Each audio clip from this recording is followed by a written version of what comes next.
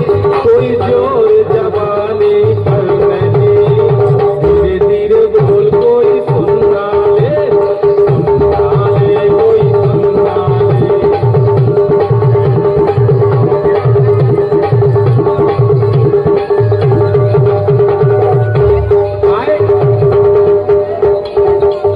मानो मोरी बात मुनैया, मानो मोरी बात मुनैया, हमसे न होड़ लगाओ मुफत